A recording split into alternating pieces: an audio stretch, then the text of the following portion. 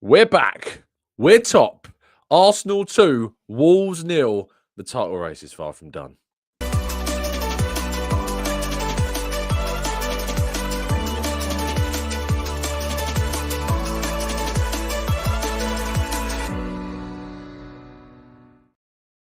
Hello and welcome to the Gooner Talk, back again with you guys for another episode of what is our Raw reaction show, joining you the morning after the night before, which was Arsenal winning 2-0 at Wolves in the Premier League title race. Usually I would be joining you at 8 a.m. Today I'm not. I'm joining you at 8:30 this morning, or 8:33. Needed to restart my laptop. But the reason why I'm doing that is because I wasn't actually able to do the show at 8 because I had to take the missus to the station because she's on our way now to London to run the London Marathon. Thank you to all of you that have donated to what is a very special cause. She's supporting the Wisdom Hospice, which looked after both of our grandfathers in their final days, and we wanted to give something back. So that's what she's doing. I say we wanted to give something back, like I'm running the marathon. I'm not involved in any way. I'm going to be hopping around London with a shandy in my hand and on a tube, doing it the way that any sane person would do the London Marathon. But she's off there. If you would like to donate, today's the last day that you can. The link is down in the description. I've actually added to the video description today if you want to go and donate anything. That would be really great if you could. And she hit target. She was aiming to hit £1,000. She did that. She's done great. She's been brilliant. And yeah, but if you still want to help her get even further, you can go down to the link in the description and donate to what is a really, really good cause, the Wisdom Hospice. So thank you to everybody that has and that after I said this potentially will. But we're here to talk about Arsenal against Wolves. And if you could drop a like on the video, that'd be incredibly appreciated. We hit 1,000 likes on the last two videos, despite we had to catch up, but we got there. We did it. 1,000 likes was indeed achieved. But we need to keep that going. Just like Arsenal are keeping the title race alive with their own victories as well. We're going to talk about all that and plenty more in today's show. Good morning to those joining us in the chat box. Z, World Citizen, Arasilki, Alan, Amira. We've got Zimin UK, who I joined, Murray, yesterday, was with us in Brookgate in the Arsenal Town. A few listeners came down. Laura Kirk came down as well to watch the game with us. And it's the first time I've watched the game as a fan in a really long time. I wasn't working this weekend. I'm on annual leave because of the marathon. And so I was like, let's just put the call out, see if anyone fancies coming and watching it in London. And we got a good group of us together to watch the game. And it was great. Watching it as a fan for the first time in a long time was, getting very frustrated, very annoyed. But usually my head's kind of like down typing and looking up and then typing and looking up and typing as I'm constantly working throughout the game and doing the minute by minute commentary. But yeah, it was a nice, refreshing experience to watch the game as a fan again, with no responsibilities at all. I wonder if that's made me change the way I viewed things. Well, I guess we'll see. Kish, good morning to you, to Chris, to Cole, to we've got Morgie and Jose. Good morning to John. Good morning to Grandmaster Hoot. To Nicholas, thank you to all of you for tuning in. Very much appreciate it. I hope you had a fantastic start, or rather end, to your week. I think it has gone pretty darn well. Shall we crack on? I think we should. Wolves 0, Arsenal 2, one game at a time has always been the message from Mikel Arteta, and that is indeed the focus. It is just taking these games one at a time. I think people are too... I saw so many tweets yesterday focused on what games Man City have got left, what games Liverpool have got left. The fact that Man City's away record against the teams that they've got isn't great. The fact that their away record this season isn't the best. Stop focusing on City, because it doesn't matter. We need to win our games. We can't lose sight of what we need to do, which is just to win. We need to focus on what we're doing, which means winning on Tuesday against Chelsea, winning then at Spurs on the weekend, winning them after a week's break against Bournemouth. As I said before, I think that we can win every game this season if we win the next now two. I think getting through Wolves, Chelsea, Spurs is the big challenge. If you can get through them and then you get a week's break before Bournemouth, I think we're in a really good place. But it's just getting through these. Wolves was number 1, Chelsea's 2, Spurs is 3. Get through these 3 games. I think we've got a great chance of winning all of our games. I can see us beating Bournemouth. I can see us beating Man United. I can see us beating Everton. But these games being so close together, with the fatigue and the tiredness and the hangover from Bayern and Villa, I was concerned. So part 1 done. We've got parts 2 and 3 to go. But we want to talk about yesterday's game in more detail. First of all, the lineups. Tomiyasu was left out with what is said to be a precaution. It was just a knock. And hopefully it's not too serious. Hopefully he'll be fine for the coming games if indeed we do need him. But obviously a frustration that he wasn't with the squad yesterday. But the lineup was Raya, White, Saliba, Gabriel, Kivior, Rice, Havertz, Odegaard, Saka, Trossard, Jesus, Havertz in midfield again. Why? I don't get it. Every time I see it, every time I see Havertz sitting in the midfield, I'm like, why? Why is he there? But in fairness to Havertz, he had a really good game. A very, very good game indeed. Was good going forwards, was good in the passing, was good in transition, was good defending as well. Definitely should have seen Kilman get sent off for his tackle on him, by the way. It's 100% a red card. I can't believe it wasn't even checked. It's a terrible tackle out of control into his ankle, studs up.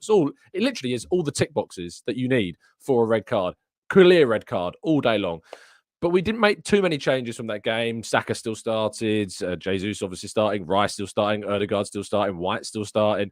3 changes still from that Bayern game with Martinelli dropping out and Tomiyasu dropping out. And who was the other one that dropped out as well? Someone else. I thought there was a third one.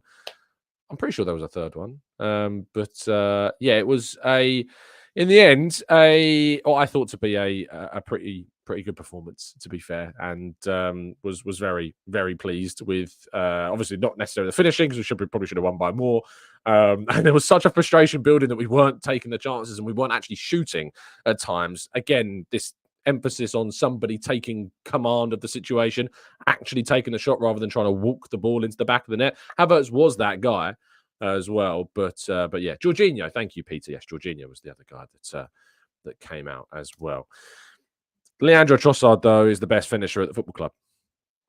And I've been saying this for a while, and I've been giving you the numbers, and I've been telling you for weeks that Leandro Trossard is the best finisher at this club. And once again, he rose to the fore, and he strikes a shot with an XG of a ridiculously low number and hits the back of the net. Well, rather hits the post and then the back of the net. But my goodness me, he is just so good at just scoring goals. And I kind of liked the freedom that Jesus and Trossard have to interchange and to move around. And they were constantly moving into each other's spaces, creating a bit of chaos for Wolves' back line. And that was really important. That gave us a lot of freedom and movement and some really good passing combinations as well. People say he mishit it. I'm sorry, but this guy means what he does. There's nothing that's going to take away my view that this was incredibly intentional and he knew exactly what he was doing. And Trossard was just pinging that ball into the top right-hand corner every single time he took that shot. 11 times out of 10, he scores it like that. I don't know what people are talking about. It was brilliant. It was intentional. It was glorious. And I enjoyed every second of it. Odegaard is now, not a wow. I don't know why I've managed to spell that wrong. But I suppose I saw this stat this morning. Odegaard is now 3 away Premier League goals from becoming our highest Premier League away goal-scoring midfielder. I believe. It's the stat I read this morning somewhere. And yeah, he's 3 goals away from becoming the highest away goal-scoring midfielder in Arsenal history, is supposedly the stat. Which, if true, and I haven't been able to vet this yet, but this is the stat that I've seen go around, is ridiculous. Absolutely ridiculous. Like he just turns up. People say that, remember those like kind of sayings where they said that he doesn't turn up in big games or he doesn't turn up in big moments. And this guy just continuously does turn up these days. Like there's no question about his ability. There's no question about his quality. There's no question for me about him being a world-class player. But the fact that this stat, if true, and I do want to preface that with saying if true, is quite the statistic. Because I hope it's true. I really, really do. Because if it is true, I think the fact that he's just 3 goals away from achieving that is kind of crazy, considering the midfielders like that we've had at this football club. So absolutely brilliant, fantastic goal as well. Finally taking responsibility. Somebody taking responsibility for that is because I hate the fact that we continuously want to just walk the ball into the back of the net. But yeah, brilliant. Absolutely brilliant footballer. And again, I love the celebration as well. I assume this is kind of a camera take a photograph type celebration. I hope that it is, because I think that's what the reference would be. But maybe he'll tell me after one of the games before now and the end of the season that was not the case. David Raya keeping 6 consecutive clean sheets away from home. The stats, the records are just falling away, and they are quite impressive. David Raya making an unbelievably good reaction stop. People talk about his shot stopping. They talk about the fact that he can't, he's not as good of a shot stopper as Ramsdale. Doesn't mean that he can't produce great saves. And this was a great save. It's always nice, isn't it, when a goalkeeper pushes the ball onto a post and it goes out. And it just, the reactions that he needed to do to get his hand up as quick as he did, those huge hands making a big, big difference, it seems, in a really key moment for David Raya as well. So brilliant save. 6 away clean sheets in a row. Unbelievable record. And considering the fact that we've still got 2 more really important away games at Spurs and Manchester United, we're going to need more of those clean sheets, please, David. We're going to need some more of those. And Rice back to his very best. I think he was absolutely shattered by about 70, 75 minutes and then produced one of the best 10 minutes in an away fixture of a midfielder ever. It was unbelievable how much energy he had. He was tackling, he was chasing, he was pressing, he was passing, he was striking, he was creating chances. He was taking every player on the pitch on at one point. Just fantastic. Absolutely glorious midfield performance from Declan Rice. And the last 10 minutes, as I say, in particular, was so good. Deserved man of the match, ran the game everywhere. And considering that the last couple of games he's been accused of fading a little bit and, not necessarily being as strong, so good. Solid 9 out of 10 performance from Declan Rice. And Bukayo Saka played 90 plus minutes. Again. And this is my gripe. And I shouldn't have gripes because we won. But I can't help it. I can't help but have gripes. He did not need to. He did. How Bukayo Saka did not get taken off at any stage in the game. I was pulling my hair out. Absolutely pulling my hair out. Yes, it was only 1-0. If it goes to 1-1, you could argue that we need a player like Saka on there. But he didn't have he had a couple of opportunities. He was running. I think it was Totti on their left-back position pretty hard at times. But you've got players on the bench. Use them, like you could bring Nelson on. You could bring Vieira on. They brought off Trossard for Martinelli. I probably would have taken off Saka for Martinelli and played Martinelli on the right-hand side. Take the guy out. Take the guy out, please. Rest him. Just rest him. You can move Jesus there. You can play Vieira there. You can play Martinelli there. You can play Nelson there. There's so many opportunities. There's so many different players that we can play in those positions.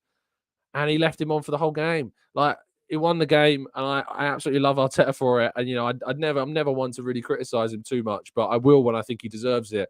And I just think that playing Saka for 90 plus minutes is, what was he thinking? What was he thinking? Just rest him. So yeah, that was my gripe of the game. Odegaard as well playing full 90, Rice playing full 90 as well. And I know Odegaard scored at the end, but yeah, goodness gracious. Arsenal Avengers, I disagree, Tom. This is what a big player must do. But the thing is that we can see he's tired. We can see he's fatigued. His performances have dropped. His level has dropped. And that's really, really important to make sure that we manage those minutes, because in future seasons, while we do dip in April, while we do, we do end up frustrated with ourselves that we're fading, it's because we're not managing minutes of players as effectively as we could do, in my opinion. And I think ultimately Saka needs to be more, given more opportunities to rest. But what does it mean, that win? Well, it means that Arsenal are back to the top of the table. Liverpool will play today. They play against a team in the Premier League. Fulham away from home. Not an easy game for Liverpool. And Manchester City, of course, will not play until Arsenal have played their next game, which is against Chelsea. Manchester City playing on Thursday against Brighton away from home. Not an easy game. Their last 3 games away from home are not easy. They've got Brighton, they've got Forest, and they've got Spurs. There are their 3 remaining away games. And speaking of Spurs, who Arsenal will be playing, of course, a week today, or a week yesterday, Destiny Udogie is now going to be out into the rest of the season because he's suffered a significant injury. So he won't be available for Spurs in the game against us, which is a big, big blow to them, which I suppose is a positive for Arsenal. So that's worth also bearing in mind. The other Premier League results, just to get you rounded up on those from yesterday, Brentford beating Luton Town 5-1. They look in a bit of trouble now, don't they, with all the injuries it's taken their toll. Can they survive the drop. They are 1 point off of Nottingham Forest, who have a game in hand. That game in hand, I think, is today. They play against Everton in a huge clash. The winner of that, you'd think, is probably going to be staying up. And then you've got Sheffield United losing to Burnley at home. Big loss for Sheffield United, pretty much sentencing them, if not already, to relegation this season. In fact, they are how many points off of safety? 10 points off of safety. So they're still technically not relegated, but it's not looking good for Sheffield United. I think they're pretty much down. Arsenal, of course, beat Wolves. And then the other games today, we've got Aston Villa hosting Bournemouth, Crystal Palace hosting West Ham United, and Fulham hosting Liverpool. It's interesting, actually, to see Iraola at the game yesterday. Of course, with Bournemouth facing Aston Villa nearby to Wolves, the Bournemouth manager took the opportunity to go and watch the Wolves-Arsenal game, knowing that we're going to be playing Bournemouth in a couple of weeks. So I thought that was quite an interesting thing from yesterday. And then, of course, you've got Liverpool against Fulham at Craven Cottage at 4:30. So that's the remaining games of this weekend. To remind you, of course, you can go and check out all the latest competitions courtesy of Football Prizes on their website. Just go to the competition page, scroll down. You can see a collection of different opportunities to win some brilliant football memorabilia. You can hang on your wall. You can show off to your friends. And we've had plenty of our own listeners win some amazing Arsenal-related prizes, some signed shirts, some signed memorabilia like footwear. And there's always some extra bonus prizes on offer as well. So I implore you to go down to the link in the description and check out our partners, Football Prize, who are very kindly once again supporting the channel. So a massive thank you to them. Right, let's go to part 2 then, and your questions and thoughts on yesterday's game right after this.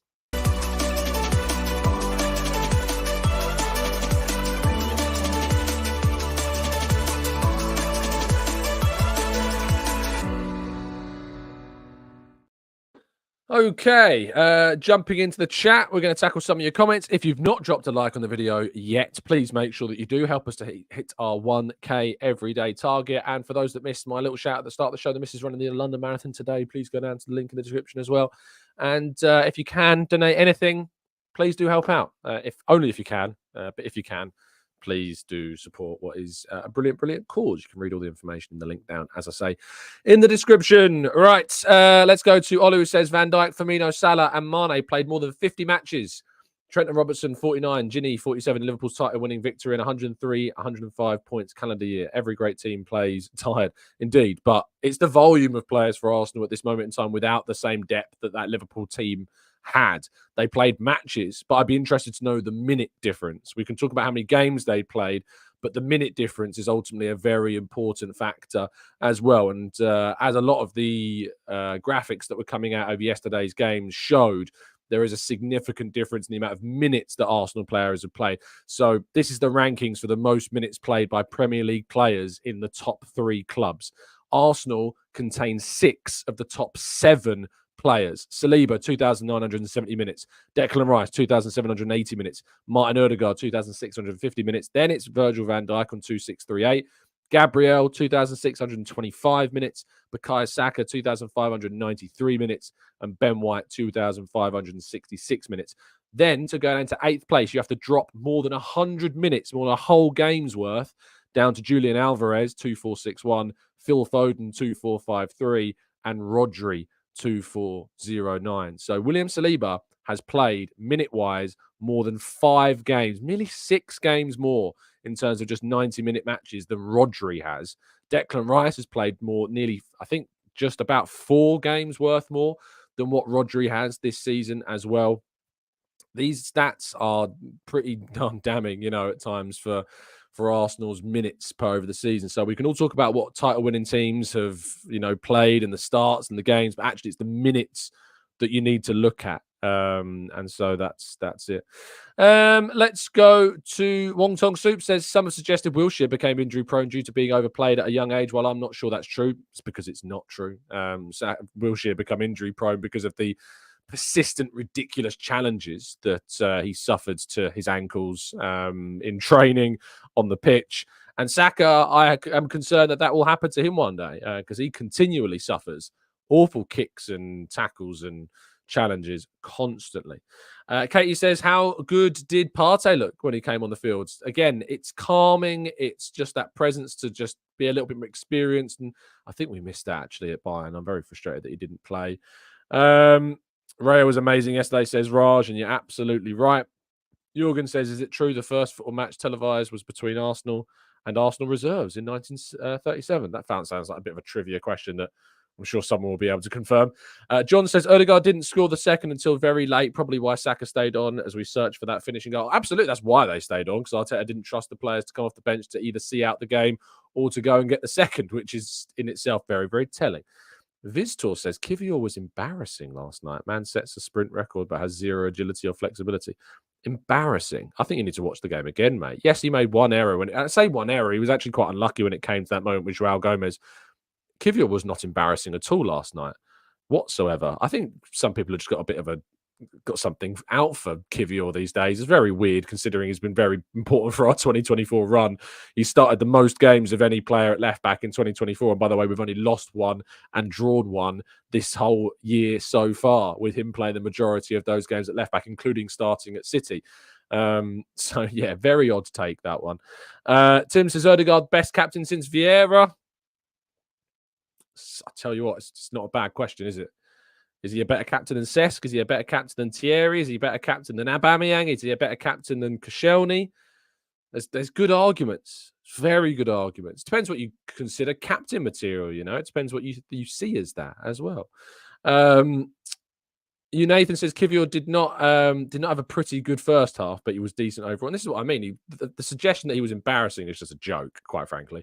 Phil says, I think it's quite damning on the trust Mikel has on some of the bench players.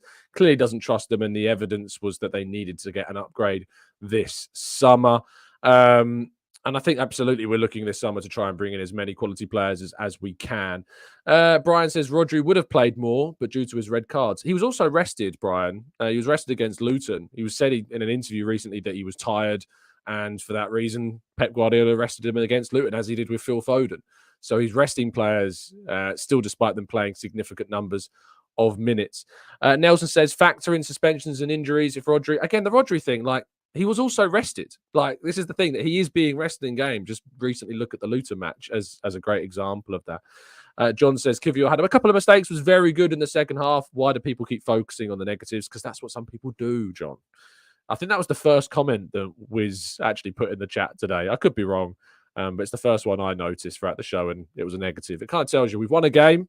You can often tell kind of it's a good way of measuring an immediate mindset is, what's the first comment you leave other than good morning or hello? But what's the first comment you're leaving in comment sections? What's the first tweet you're making after a game? Is it positive? Is it constructive? Is it critical? I think it's quite telling on the person. Let's go to Nelson says Saka is like Suarez and Aguero. They always looked hurt when coming off and overplays, just how much pain they are actually in. Maybe. Maybe there's something in that. Cape Town says he was poor in the first half, but turned it around with a good performance in the second. As I say, just decent at the end of the day. Just thought he was decent. It was not embarrassing, that's for sure. Adam says, I like how our defence is a spectrum. Zinni left back, Kivior centre back, that's left back, Gabriel centre back, Saliba centre back, White centre back, right back, Tommy right back, centre back, Cedric right back. Yeah, it's kind of got that full spec, hasn't it? And Timber, of course, will fall somewhere into maybe Timber's the bookends. He can be at both ends of that spectrum of defensive positionings, because he can play both left back and right back and centre backs. He'll be right in the middle as well. Timber's in three places in our back line. MA says we just need City to slip up, and wouldn't it be poetic if Spurs beat them and it won us the league? It would be, but again, I think people need to stop talking about City.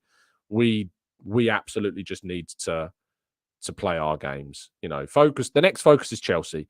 Beat Chelsea. I'm not thinking about the title. I'm not thinking about City. I'm thinking about Chelsea. That's all we need to focus on. Just think about that game.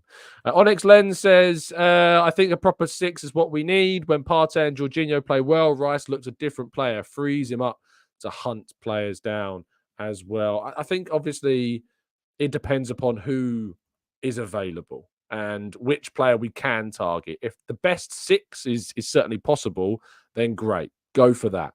But ultimately, if you can't go and get that, then go and get the other position. And Rice is confident to play both. So it depends upon the profile of availability that we've got as well. Tulip says, if we go for a striker like Gyökeres, I think we can go for a Elanga to strength in depth. What are your thoughts? I'm not sure Elanga's at the level, personally. I'd be looking at a Nico Williams, somebody like that instead. Lucas says, hi, Tom. Sorry for my accidental DM yesterday. Oh, yeah. Was it a moaning about the lineup or something like that? Hold on, let me find it. Yeah, it was it's sending me Rory Talks Football, his tweet about Martinelli for Trossard, Partey for Jesus, Havertz up top, the changes that I'd make at half time. I don't know why, Lucas, you need to apologise. It was just like a DM anyone would send me, to be fair. So I still took it as it was. Alex says, for a depleted Wolves squad missing 5 or 6 of their starters, we should have rested more.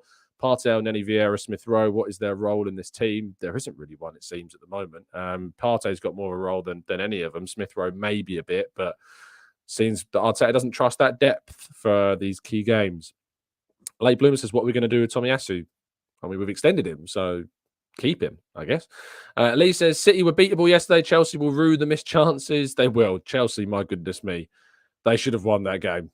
And it's absolutely damning that they didn't. It's also damning to see a video of Thiago Silva crying, and in the background, Madueke is joking around with Grealish. It kind of shows you the difference, I guess, in mentality. And of course, there's more emotion for Thiago Silva because he's coming to the end of his career. It could have been one of the last chances to win a trophy. So I absolutely understand that. But it does show the difference, doesn't it, in mindset, I suppose, for those players.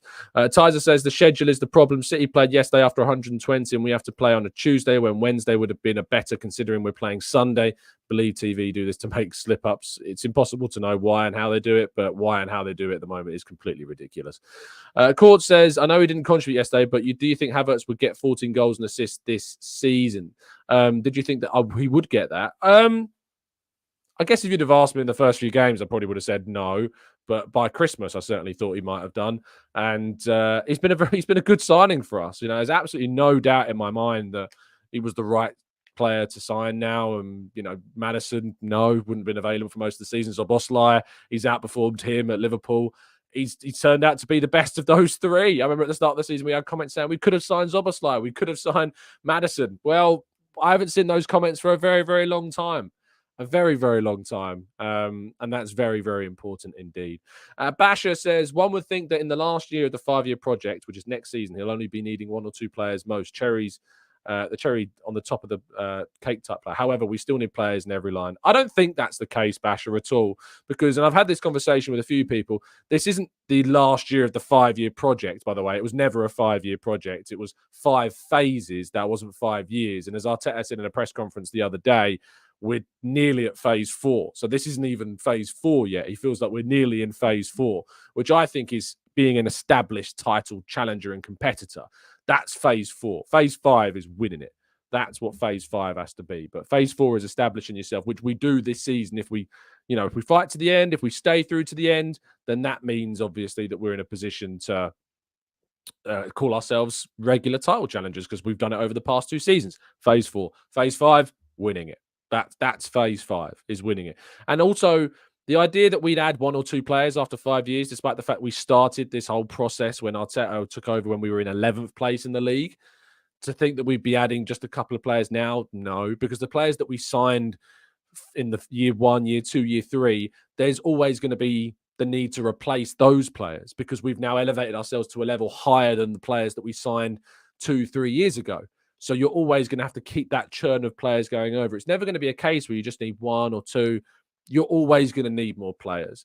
The thing about being at the top, though, the thing about establishing yourself as title challengers, it puts you in the best position possible to sign fewer players. And what I mean by that is that the players that you're signing when you're competing for titles are going to be of a relatively similar level each single summer, whereas the players that you sign on your way up to being title challengers are always going to be a level above every year. So eventually, as I said, the players we signed, say, 3 years ago, unless we've coached them or they've improved significantly, like a Gabriel, for instance, like a Ben White, for instance, those players, and Odegaard, of course, as well, we don't need to replace those because they've turned into title challenge-worthy players. But players, of course, like Partey, who was more experienced when we signed him, we're going to need to replace. Players like Ramsdale, who we've outgrown with Raya, we're going to need to replace. Players like Tomiyasu eventually would also replace him. That was telling in his contract that we signed, which is only a 1-year extension on top of the existing deal that he had. Players like Zinchenko, players like Jesus, we have outgrown these players. And so we will, of course, replace them. We've kind of already done that with Zinchenko, with Timber as well. So it's worth pointing that out. So the idea that we would only need 1 or 2 after 5 years was never realistic, because obviously the levels have continuously just rose year on year. Let's go to Kieran. Says, will be worth watching Atalanta in the Europa League. I think Cook Miners would be a great signing. I also like Bakayoko as a backup for Saka. I don't think that you'd get a Nico Williams without being a guaranteed starter. It's difficult, It's difficult to know whether you would or what type of challenge he's looking for. His versatility to play on both sides, his ability to score goals. He's already Spanish international at senior level as well, starting games for them. So very talented footballer, and a good buyout clause as well, around 40 to 50 million pounds. So one to keep an eye on, but I see where you're coming from. John says, did you hear any of Jamie Redknapp's comments post-game? He said Arsenal will win the league next season, regardless of this season, and what happens. Arsenal are his favourites for next season. Wow. Fair play. I'm not sure. City still would be my favourites going into next season, unless, of course, we win the league. Then you're putting yourself into a very different position, and you'd have to kind of see as well what's going on. But yeah, it's going to be intriguing. Z says, what's the start time for your missus? What time target is it for your missus? I think she just wants to get under 5 hours, mate. So first marathon. So if she can get under 5 hours, she'll be happy. Duncan says, Tom, you sound like a person who's lost hope on the title race. I think go back and start the show again, Duncan, and then might change your mind. Fuad says, what's more important for the summer, Tom, a 6 or an 8? Depends on who's available, mate. Depends on the profile. Each is equally important, because Rice is capable of playing both to a very good standard, a very, very, very good standard. So it depends on who is available. If you can sign the best 8, go for that. If you can sign the best 6, go for that. I don't think you can get both, but it depends upon the profile of availability in the summer. That's what will dictate which is more important, is who is there for us to go and get. Dan says, Neto would be good. Won't have to play every game, so shouldn't have necessarily the same injury issues. You'd hope, and it is always just that you'd hope. Is that enough for us to commit to? That's important. John says, come on, Tom, we are improving every... Did I not... What have I said? I don't think I didn't say that. We are improving every year. S says, I've lost hope on the title, and some people have. It's absolutely... It's absolutely, in my mind, to think that the people out there will have lost hope, and that people will have used this as a coping mechanism, because that is the way forward. That is ultimately the position they want to be in. Wiztor says, Tom, who other than yourself do you consider to be a good Arsenal content? Oh, that's a very nice thing to say. Thank you. Other than yourself. Thank you, Wiz. To be a good Arsenal content creator, and what not do you like watching? I'm never going to turn around and say what I don't like watching. It's not nice. Why be not nice when you can be nice? But of course, there's plenty of other fantastic channels out there. That what I end up doing, though, is whenever I list off people, you end up forgetting people. Always. So if I don't mention anyone, it's not personal, because it's just who I've remembered in that moment. But just make sure you're always watching the likes of Harry Simeon, FK from Latte Fern, Sophie from Highbury Squads. Always have to go and check those guys out. You should be listening to the Arscast, of course, the Vision, of course, as well, and making sure you're listening to all of those. There's loads of other channels that you can check out and enjoy, but what's the point of me turning around and saying who I don't like watching? I'm not going to turn around and do that. That's just mean. There's too much sadness in this world. Alex says, as much as we talk about competing and the role of squad investment, I feel more focus is needed on revenue growth and commercial dealings. We're making progress, but actually falling behind competitors. I think there's loads of work going on in commercial dealings. Did you not just see the massive training centre deal that we've just done that's got us loads of money through the door? That Shoba Realty deal is a huge commercial benefit. I think the Emirates deal there's something recently with the Emirates deal as well. I don't think we are falling behind our competitors necessarily. I think there is a lot of work actually going on a commercial side of things. Actually, I will say a channel I don't like watching. This channel called the Gooners Pod is dearie me, terrible. Pablo says, Havertz is a nuisance to defenders, and when he plays the advanced position, but his shot always looks a little weak. Jesus needs to stay behind after training and practice hitting the target, because he's really poor. The thing is, I watch Havertz before the games doing his warm-ups, and his shots are excellent. In the game, I see where you're coming from. There's always times where I want him to see a little bit more conviction in his shooting. But when he's training and when he does the warm-up stuff, you watch some of his shots, and they are absolute hammer blows. I don't know why he doesn't do that in games to a better standard, but I understand to a degree. Charles Watts, absolutely rancy. This is the thing, you just end up forgetting people. Absolutely make sure you subscribe to Charles. Archie says, sorry, Tom, people are paid to do their jobs. And if Saka couldn't complete 90 minutes, he wouldn't have. He's fine. Trust the coaches. I'm just not about not trusting the coaches. I know that there's been issues. I know we've had issues this season. I know that we should have rotated better. It's not a case of just saying trust the coaches. If we'd have brought off Martinelli at half time against Sheffield United when we're 5-0 up, he never would have got injured. And maybe we'd have a better Martinelli now. And it's easy to say that, of course, with the benefit of hindsight, but he should have been off at half time. Our best players should have been off at 5-0 against Sheffield United. Our best players should have been off at 4-0 against West Ham. They should have been off when we were hugely winning by a massive scoreline against Burnley. Same for Crystal Palace. We could make changes more effectively, but we haven't. And I think that's a fair criticism. Olu says, in the 1920 winning campaign by minutes, Salah 4091, Van Dijk. Is this total? Surely that's total competitions, right, Ollie? You need to correct that for me. You need to get that, because that sounds like all competitions rather than just Premier League. That'd be crazy if that was just Premier League. I need Premier League minutes, mate. Get me Premier League minutes. Giacomo Captain says, have you ever done any content with Patrick Van Straten, ex-Football Daily? It would be interesting to hear you in conversation. No, I haven't. Mate. No. So let me know who he is. Fuad says, got an episode left of Fallout. Never really played it, but very solid show and intrigued by the Ghoul character. We do love our Fallout updates. No spoilers in the chat box, please. But it is by far the best game adaptation. Last of Us, it's just way better. It's just way better than Last of Us. I'm sorry. I know there's big Last of Us fans out there, but you cannot beat a show that takes a story forwards. It's not a recreation. It's not just following the game of what they've done previously. It's absolutely, The Last of Us is excellent, brilliant remaster and kind of retelling of the same story in live action form. Excellent show. But the difference is that Fallout has taken an existing universe, taken it into real live action, taken the story forwards whilst being absolutely and critically loyal to the game franchise and the story and the vibe and the atmosphere and everything to do with Fallout, and take it into a new story. And that's why Fallout is better than The Last of Us. It just is. So you can come debate me all you like, but it's just and the effects as well. Besides a couple of issues, there's a couple of issues with the effects, but on the whole, very, very good.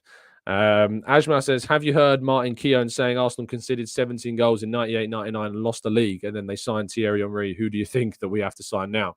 Well, isn't it obvious? We need to sign Thierry Henry. The 2024 Thierry Henry, whoever is that. But yeah, certainly that's who we need to go and get. Salahuddin says, Tom, it's quite easy to say when you're not the manager. If after the substitution yesterday, the manager will be criticised for removing a top performer who can conjure Smith out of nothing. It is. You're right. It's very easy. Doesn't mean that I'm not. Doesn't mean I don't think I'm right though. It's very easy for me to say it, but I still say it. And for that reason, I stand by it. So there you go. And yes, season 2 of Fallout has been commissioned, John. You're absolutely right. A new season is coming, and it seems like it's going to be set. I'm not going to tell you because that would be a spoiler. But if you wait to right at the end of the last episode of the series, then you'll know where the next season, it seems, is going to have plenty of influence, which is very exciting because where it is going to go is from one of the best Fallout games out there is. My personal favorite Fallout game is Fallout 4 because it's how I entered the entire universe. I know that the story of Vegas is excellent, and 3 is also very good. I never played the first 2 when they're in obviously the previous studio that owned them at that point, but Fallout 4 is my favorite game. It might be my favorite game of all time. I'm trying to think of it. I love The Witcher 3. Was a big Halo fan as a youngster and still am today, but the games recently have been frustrating, and so has the the TV show is horrific. But yeah, Fallout 4 might be my favorite game. Call me crazy. Let's go to Sean. Says, I wonder what has caused Trossard's golden assist splits by season, with most assists last season and mostly goals this season. I think it may be just the experience of him. He's taking more responsibility. He feels like he's the guy that needs to score the goals. But he's got more goals and assists than who is it? In the Premier, I think non-penalty goals and assists, he may be leading the way, actually. I don't know why I think that. I think non-penalty goals and assists, I think he has the most, even more than, can't be more than Saka, can it? In the Premier League, maybe? But it's very good. The record is very, very good. Wistor says, do you watch the Big Six? I don't actually watch I don't really get to watch other channels. I'm so busy. I don't tend to be able to get to watch or listen to too much others. So if you keep asking me who, like, if I watch XYZ, the answer is most likely going to be no, because I don't have the time. I don't have the time to watch them. So either I'm doing this or I'm working, or the only things I really do listen to, like, I make sure if I'm in the car, is I'll chuck on the Arscast, I'll chuck on the Vision. I'm always making sure they're in the background. I have to make sure that Clive's not said anything horrible about me on the Vision. So yeah, they're always of the staples, but and then covers they're the more podcast format, whereas obviously the ones you're talking about are more like YouTubey format. So if I'm listening to something while I'm at the gym, or if I'm on a long drive, it's going to be the Vision and the Arscast. Late Bloomer says, who has the most goals and assists at the club since Trossard's arrival? He has to be at the top or close after Saka. I think it is Saka, but you're right, he will be very close. Trevor says, if Tom's wife is wearing a football shirt, it would be a Charlton shirt. Yeah, it would be. She's not wearing a Charlton shirt, but I will be wearing this up there today to make myself stand out as much as feasibly possible so she can spot us. But yeah, she would be wearing a Charlton shirt if she was. And she's got plenty of Charlton shirts because she is a big, big Charlton fan. Matata United says, Tom would love to see you at Terry on the Football Terrace. Hey, look, I used to do shows at Terry back in the day, but I haven't done it in a very long time.